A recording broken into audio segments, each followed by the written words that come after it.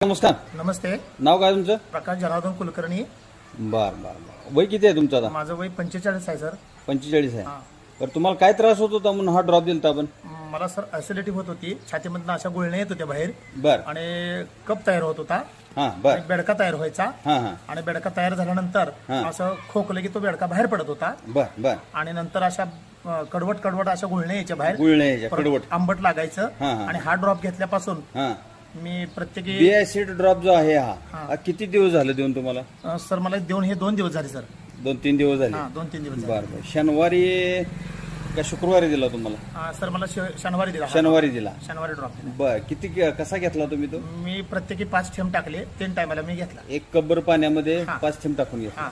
बर. कसं वाटलं तुम्हाला ड्रॉप सर घेतला? हा ड्रॉप घेतल्यापासून तर आता मला फ्रेश आहे. बर. आता पण फ्रेश आहे आणि माझा ड्रॉप हा चालूच आहे. ऍसिडिटीचा त्रास तुमचा? अजिबात नाहीये सर. हा. गुळण्या वगैरे नाही? अजिबात नाही, गुळण्या वगैरे काय नाहीये.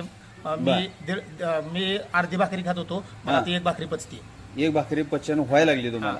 बरं. पोट गच्च वगैरे काय? एकदम जाम होत होतं, मला चावड्यावर बसता येत नव्हतं. बर. आता ते मला चावड्यावर बसता येते आणि मला जोर बैठके पण काढता येतात.